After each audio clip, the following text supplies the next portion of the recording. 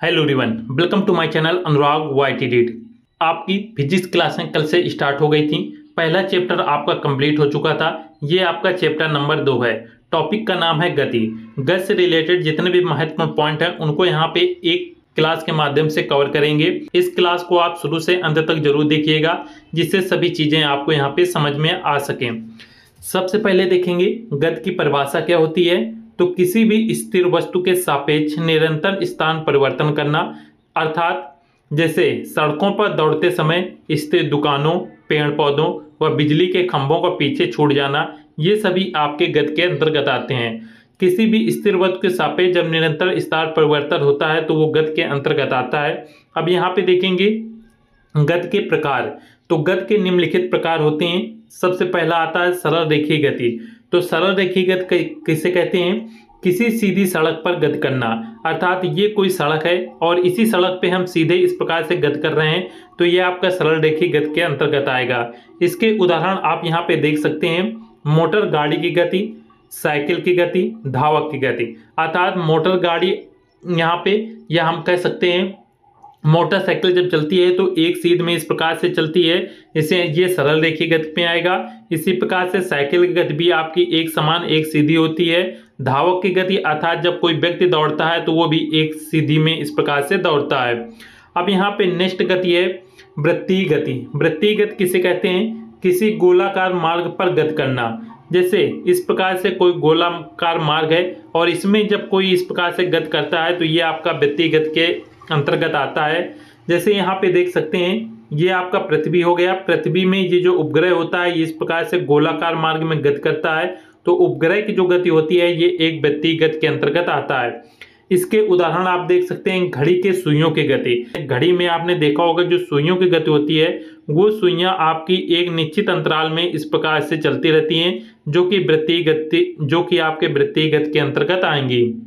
Next है कोल्हू के बैल की गति। ग्रहों का सूर्य के चारों ओर चक्कर लगाना, उपग्रहों द्वारा अपने ग्रहों का चक्कर लगाना, ये सभी याद रखिएगा वृत्तीय गति के उदाहरण होते हैं और ये उदाहरण बहुत ही इंपॉर्टेंट है। नेक्स्ट है आवर्त गति किसे कहते हैं? तो एक निश्चित समय के अंतराल पश्चात अपने पथ पर गति करना या एक निश्चित समय में बार बार एक निश्चित मार्ग पर अपने गति को दोहराना, ये आवर्त गति के अंतर्गत आता है। जैसे ये आप देख सकते हैं झूले झूलते हुए लड़की का यहाँ पे चित्र दिखाया गया है। और यहाँ पे घड़ी के पेंडुलम की गति। घड़ी के पेंडुलम की गति आप इस प्रकार देखते हैं तो ये एक ही जगह पे इस प्रकार से रहता है। पहले ये कुछ इस तरफ जाएगा, फिर इसके बाद इस तरफ जाएगा, पुनः ये इसी प्रकार से रोटेट होता रहता है, अर्थात अपनी गति को ये बार बार दोहराता रहता है। तो ये आपकी आवर्त गति के अंतर्गत आता है। इसी प्रकार से झूला आपने देखा होगा। झूला आपका इस प्रकार से एक टहनी में इस प्रकार से रस्सी में बंधा होता है। ये यहाँ पे एक बार पीछे जाएगा, एक बार आगे जाएगा, उसके बाद फिर ये आगे पीछे इस प्रकार से होता रहता है। तो ये आपके किसके आवर्त गति के अंतर्गत आते हैं।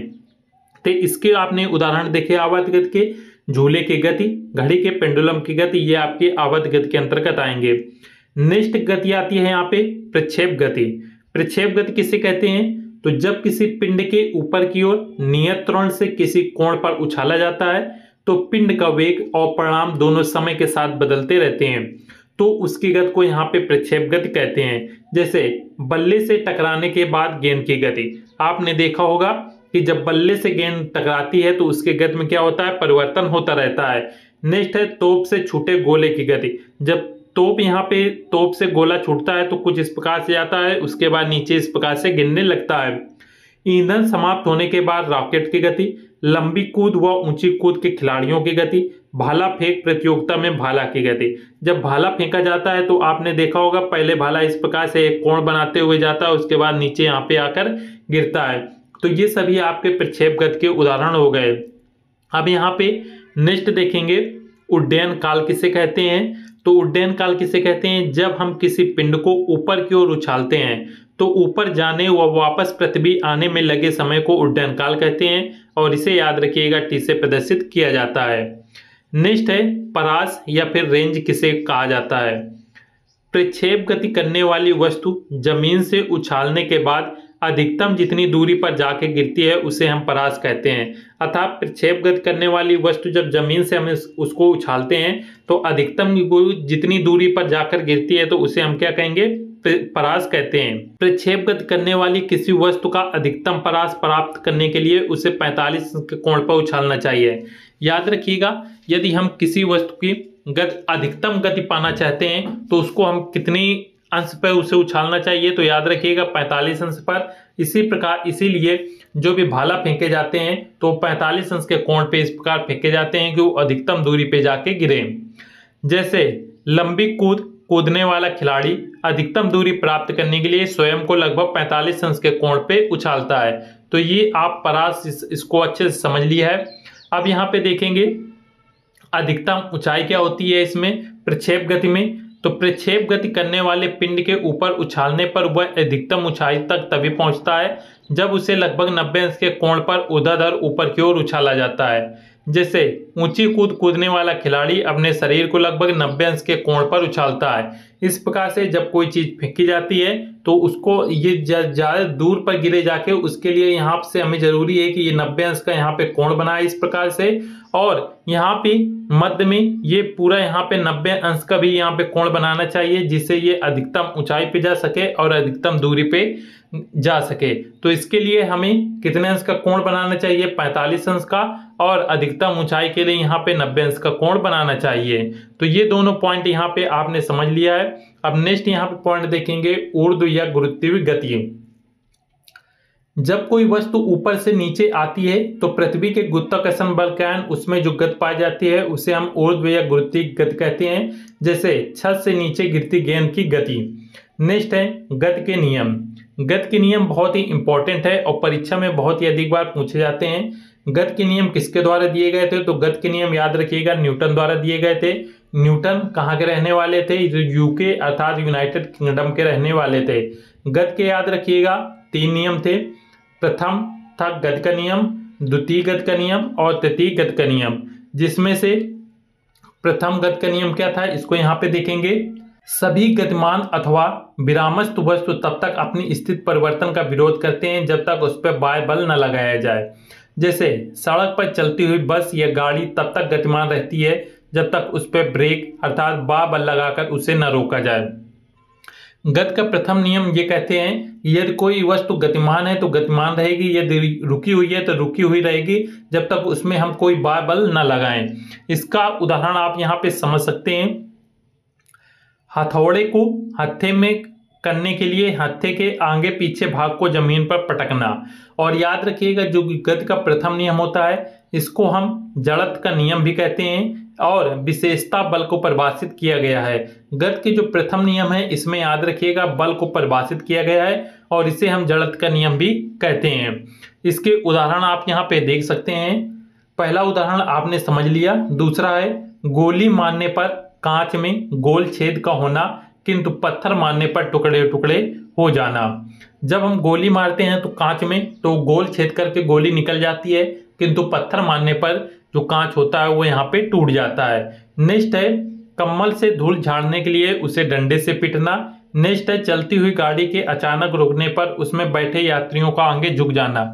आपने बस में सफर किया होगा, बस या कार में, तो जब भी गाड़ी चल रही होती है और उसमें अचानक ब्रेक लगता है तो हमारा जो शरीर होता है वो आगे की ओर झुक जाता है। ये गति के प्रथम नियम के कारण होता है। नेक्स्ट है रुकी हुई गाड़ी के अचानक चलने पर उसमें बैठे यात्रियों का पीछे ओर झुकना। या आपने देखा होगा कि जब आप गाड़ी के अंदर बैठे होंगे और गाड़ी जब अचानक चलती है तो हमारा शरीर पीछे की ओर झुक जाता है। ये भी गति के प्रथम नियम का यहाँ पे उदाहरण है। नेक्स्ट पॉइंट है और इम्पॉर्टेंट पॉइंट है न्यूटन के गति के प्रथम नियम को गैलीलियो का नियम या जड़त्व का नियम भी कहा जाता है। तो न्यूटन का जो प्रथम नियम है इसे हम गैलीलियो का नियम या फिर याद रखिएगा जड़त्व का नियम भी कहते हैं। गति का प्रथम नियम आपने अच्छे से समझ लिया। अब यहाँ पे हम देखेंगे गति का द्वितीय नियम या गति विषयक द्वितीय नियम। याद रखिएगा इसका एक सूत्र है बल बराबर द्रव्यमान इंटू त्वरण, अर्थात किसी वस्तु पर आरोपित बल उस वस्तु के द्रव्यमान व उसमें उत्पन्न त्वरण के गुणनफल के बराबर होता है। विशेषता कुछ पॉइंट इसमें याद रखिएगा। यदि त्वरण शून्य हो जाए तो बल भी शून्य हो जाएगा। यहाँ पे यदि त्वरण यहाँ पे आप देखेंगे फार्मूले में त्वरण को 0 कर दें तो द्रव्यमान भी 0 हो जाएगा, तो बल भी यहाँ पे कुल टोटल 0 हो जाएगा। द्रव्यमान सदैव अपरिवर्तित रहता है। याद रखिएगा द्रव्यमान जो होता है वो हमेशा अपरिवर्तित रहेगा। तो न्यूटन के द्वितीय नियम में आपको ये फार्मूला याद रखना है कि बल बराबर द्रव्यमान इंटू त्वरण होता है। जहां पर त्वरण यदि शून्य हो गया तो बल भी यहाँ पे शून्य हो जाएगा। न्यूटन के गति विषयक तृतीय नियम यहाँ पे देखेंगे। जब किसी वस्तु द्वारा किसी दूसरे वस्तु पर कोई बल लगाया जाता है तो दूसरी वस्तु द्वारा भी पहली वस्तु पर एक प्रतिक्रिया बल लगाया जाता है। अर्थात इसको हम इस प्रकार से कह सकते हैं कि क्रिया व प्रतिक्रिया बल सदैव बराबर होंगे। नेक्स्ट पॉइंट है, क्रिया व प्रतिक्रिया बल सदैव अलग अलग वस्तुओं पर लगते हैं, ये आपको याद रखना है। नेक्स्ट है, क्रिया व प्रतिक्रिया बल सदैव एक दूसरे के विपरीत दिशा में कार्य करते हैं। नेक्स्ट है, गति के तृतीय नियम को याद रखिएगा, क्रिया प्रतिक्रिया का नियम भी कहा जाता है। अब इसके यहाँ पे हम उदाहरण समझ लेते हैं। जैसे एक रबड़ की गेंद को जमीन पर पटका जाता है तो क्या कार्य होगा? क्रिया बल गेंद द्वारा जमीन पर लगेगा, अर्थात गेंद व जमीन दोनों अलग अलग वस्तु होंगी। नेक्स्ट है, गेंद जितना बल जमीन पर लगाती है जमीन द्वारा उतना ही बल गेंद पर लगाया जाता है, तभी वो उछलेगी। इससे क्या सिद्ध होता है कि क्रिया व प्रतिक्रिया बल दोनों बराबर होते हैं। नेक्स्ट है, बिना बल के गेंद द्वारा ऊपर से नीचे कार्य करता है, जबकि प्रतिक्रिया बल जमीन द्वारा नीचे से ऊपर की ओर कार्य करता है। दोनों की दिशा भी यहाँ पे विपरीत होती है। अब इसके यहाँ पे उदाहरण देखेंगे। गेंद को जमीन पर पटकने पर गेंद का उछलना, ये यहाँ पे तृतीय नियम के अनुसार होता है। ऊंचाई से गिरने पर चोट लगना, ये गति के तृतीय नियम के अनुसार होता है। अब यहाँ पे गतिमान वस्तु में विद्यमान गुण जो होते हैं उनको यहाँ पे देखेंगे। सबसे पहले यहाँ पे देखेंगे दूरी और विस्थापन को अच्छे से समझेंगे। दूरी को हम इंग्लिश में डिस्टेंस कहते हैं और विस्थापन को इंग्लिश में हम डिस्प्लेसमेंट कहते हैं। दूरी को सबसे पहले यहाँ पे एक नज़र में देखते हैं। चले गए मार्ग की जो वास्तविक लंबाई होती है उसे दूरी कहते हैं। एक बिंदु से दूसरे बिंदु तक यहाँ पे जो दूरी हम इस प्रकार से चले, ये आपकी यहाँ पे दूरी हुई। नेक्स्ट है, केवल इसमें परिमाण होता है और दूरी याद रखिएगा, दूरी अदिश राशि होती है और दूरी आपकी शून्य नहीं हो सकती। अर्थात दूरी जो है वो शून्य नहीं हो सकती, वो उसमें हम कुछ ना कुछ दूरी जरूर अर्थात कुछ ना कुछ लंबाई में चले होंगे। नेक्स्ट है विस्थापन। आइए समझते हैं। प्रारंभिक और अंतिम बिंदु के मध्य की सबसे छोटी दूरी को हम यहाँ पे विस्थापन कहते हैं। जैसे ये दूरी आपकी थी, यहाँ पे मान लीजिए 1 किलोमीटर की ये दूरी थी, किंतु इसी दूरी को चलने के लिए हमने एक सबसे छोटे बिंदु ले लिया कि इसी पॉइंट से हमने स्टार्ट किया, किंतु यहाँ पे एक शॉर्टकट था जो इस प्रकार से पहुंचा के हमें ये अंतिम बिंदु तक हमें पहुंचा दिया। तो प्रारंभिक और अंतिम बिंदु के मध्य की जो सबसे छोटी दूरी होती है, अर्थात ये जो दूरी थी ये हमारी मान लीजिए 500 मीटर पड़ा, तो ये आपकी सबसे छोटी दूरी यहाँ पे विस्थापन हो जाएगी। नेक्स्ट है, परिमाण के साथ साथ दिशा भी होती है। विस्थापन में याद रखिएगा यहाँ पे परिमाण भी होगा और दिशा भी होगी। तो विस्थापन यहाँ पे सदिश राशि हो सकती है होती है और विस्थापन याद रखिएगा शून्य हो सकती है। याद रखिएगा दूरी कभी भी याद रखिएगा शून्य नहीं होती, किंतु विस्थापन आपकी शून्य हो सकती है और विस्थापन आपकी सदिश राशि होती है, जबकि दूरी याद रखिएगा अदिश राशि होती है। दूरी में केवल परिमाण होता है, जबकि विस्थापन में परिमाण के साथ साथ दिशा भी होता है। तो दूरी किसे कहते हैं? चले गए मार्ग की वास्तविक लंबाई को दूरी कहते हैं, जबकि विस्थापन प्रारंभिक और अंतिम बिंदु के मध्य की सबसे छोटी दूरी को यहाँ पे हम विस्थापन कहते हैं। अब यहाँ पे दूरी को और अच्छे से यहाँ पे देखेंगे। दूरी की परिभाषा क्या है? तो किसी समय अंतराल में वस्तु या पिंड द्वारा तय किए गए मार्ग की लंबाई को दूरी कहते हैं। एसआई मात्रक इसका दूरी का याद रखिएगा मीटर होता है। दूरी एक अदिश राशि है। दूरी सदैव धनात्मक होती है। याद रखिएगा दूरी शून्य नहीं हो सकती और दूरी ऋणात्मक नहीं हो सकती। दूरी हमेशा सदैव याद रखिएगा धनात्मक होती है। वायु में ध्वनि की चाल याद रखिएगा 332 मीटर पर सेकेंड होता है। बहुत ही इंपॉर्टेंट है दूरी के बारे में, ये सभी पॉइंट आपको याद रखना है। एक बार पुनः देख लीजिए। दूरी का मात्रक मीटर होता है। दूरी अदिश राशि है। दूरी सदैव धनात्मक होगी और वायु में ध्वनि की चाल 332 मीटर पर सेकेंड होती है। अब यहाँ पे हम देखेंगे विस्थापन को। निश्चित दिशा में दो बिंदुओं के मध्य की सबसे छोटी दूरी को विस्थापन कहते हैं।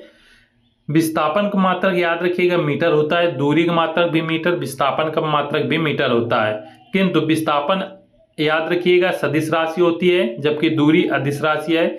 विस्थापन आपका शून्य भी हो सकता है, धनात्मक भी हो सकता है और ऋणात्मक, अर्थात तीनों यहाँ पे हो सकता है, लेकिन दूरी याद रखिएगा दूरी हमेशा यहाँ पे धनात्मक होती है। इस पॉइंट को आपको याद रखना है। नेक्स्ट यहाँ पे देखेंगे त्वरण। त्वरण को इंग्लिश में हम एक्सीलरेशन कहते हैं। इसकी परिभाषा क्या है? समय के साथ वस्तु के वेग में आया परिवर्तन को यहाँ पे त्वरण कहते हैं। त्वरण का याद रखिएगा मात्रक होता है मीटर पर सेकंड स्क्वायर। त्वरण कैसी राशि है? तो त्वरण याद रखिएगा सदिश राशि है। त्वरण की परिभाषा क्या है? तो अंतिम वेग माइनस प्रारंभिक वेग बटे समय को यहाँ पे त्वरण का ये यहाँ पे सूत्र याद रखिएगा, जिसमें त्वरण को ए से प्रदर्शित करते हैं, अंतिम वेग को v से, प्रारंभिक वेग का u से और समय को यहाँ पे t से। तो इसे हम कह सकते हैं त्वरण a बराबर v माइनस u बटे t। अब यहाँ पे देखेंगे, अभी आपने दूरी और विस्थापन के बारे में देखा था, अब यहाँ पे हम चाल और वेग के बारे में यहाँ पे देखेंगे। चाल को इंग्लिश में स्पीड कहते हैं। तो चाल क्या है? प्रति इकाई समय में चली गई दूरी को चाल कहते हैं। चाल का फार्मूला याद रखिएगा, चाल बराबर दूरी बटे समय। चाल कैसी राशि है? तो चाल याद रखिएगा एक अदिश राशि है। चाल का मात्रक मीटर प्रति सेकंड होता है, क्योंकि यहाँ पे चली गई दूरी का मात्रक मीटर और समय का मात्रक सेकंड होता है, इसलिए इसका मात्रक मीटर पर सेकंड हो जाएगा। नेक्स्ट है वेग। वेग को इंग्लिश में याद रखिएगा वेलोसिटी बोला जाता है। वेग की परिभाषा क्या है? प्रति इकाई समय में उत्पन्न जो विस्थापन होता है उसे हम वेग कहते हैं। और वेग का फार्मूला याद रखिएगा, वेग बराबर विस्थापन बटे समय। वेग कैसी राशि है? तो वेग याद रखिएगा आपके यहाँ पे सदिश राशि है और वेग का मात्रक मीटर पर सेकंड होता है। रेखीय चाल v बराबर कोणीय चाल w इंटू पथ की त्रिज्या r होती है। नेक्स्ट है गति के समीकरण। याद रखिएगा गति के 3 समीकरण होते हैं। पहला है v बराबर u प्लस ए टी।